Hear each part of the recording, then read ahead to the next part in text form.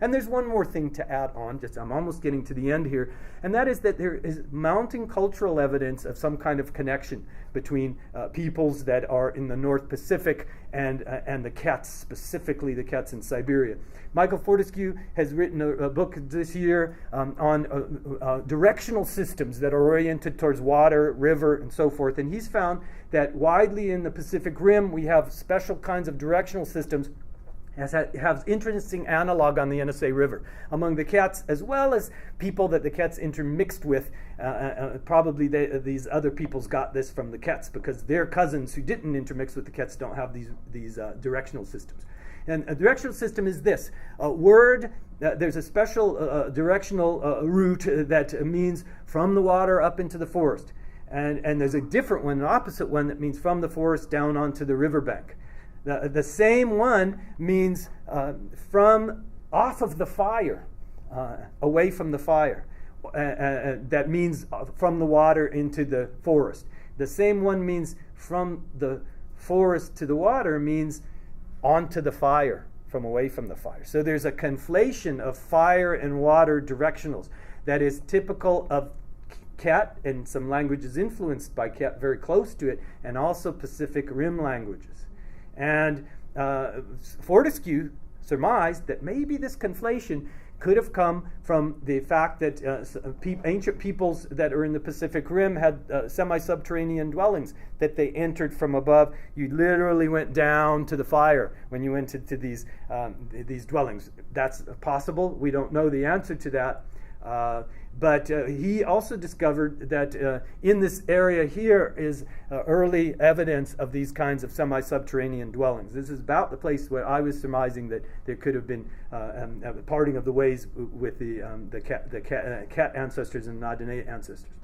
Of course, all of this is not having anything to do with direct linguistic evidence. But then, when you start comparing the actual words that mean the directionals, the actual roots of the words, it turns out that the Athabascan languages and the Tlingit language, they have cognates for these words. Not only do you have this conflation, but the actual roots of the words are cognate, and also in Ket it is turning out that the actual roots of the words that have this interesting semantic connection are also turning out to be cognate based on the same rules that we saw in those other vocabulary words. And so this is already the beginnings of what would be evidence of a linguistic relationship. Because, as I said earlier, and I can conclude saying it, only linguistic evidence can demonstrate a language connection. I can maybe have absolute proof somehow that the Ket people and the Nadineya people originated from Q+A, Juktai, microblade hunters. Maybe I suppose I could have absolute proof of this. It would still not be any proof that their languages in modern times are related, because they could have gotten language from somewhere else. Only language data. But it would be evidence that you should probably look. Okay, if that were demonstrated.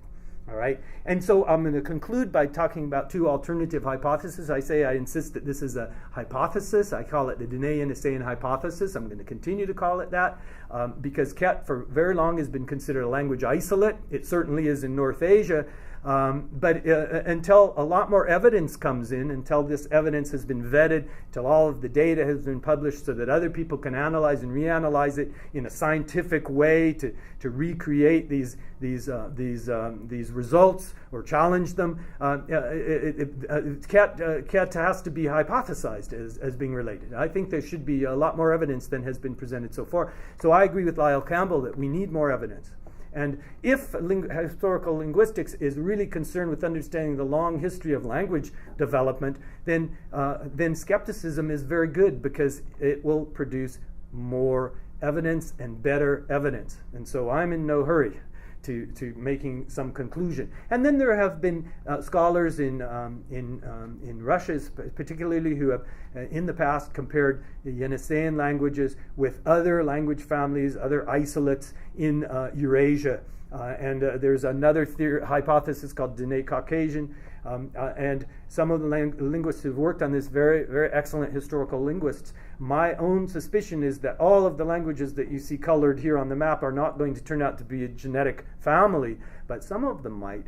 And in particular, Sino-Tibetan which also Northern Sino-Tibetan speaking peoples have a kernel of that Q plus A, which I was talking about.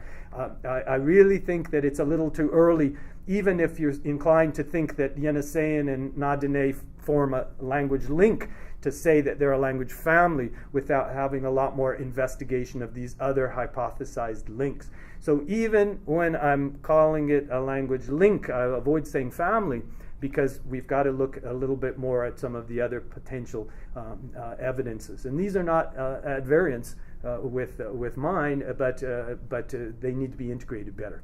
And so with that, I can say spasiba. Thank you for your attention. I want to thank all of the organizers of the conference, Dr. Dwyer for her hospitality. I also want to thank Dr. Bernard Comrie, who is the linguistics, the head of the linguistics department at Max Planck Institute for Evolutionary Anthropology, who is the one who funded the 2008 expedition to the NSA, which most of these pictures are from, and also the native experts from whom I've learned so much and was able to learn how to speak Ket. Worked with them several times in various places. This is in South Siberia earlier, Tingdliang and Marina. From Marina alone, working 3 days, I learned all the conjugated forms of the verb to kill on a hunt. And it was that because of that verb, which had ancient irregularities, it was possible to show that the tense mood system of Yeniseian and Athabascan languages come from common combination. And she was one of the last kept people that was able to give me all of that detailed information from her many decades in the forest. So I have a lot of people to thank in the Ket community and in the international community who have helped in one way of this research. But I want to in particular thank all of the people here who have come on this nice day. You could be doing something else, and also especially people who have put the conference together and invited me. So thank you very much.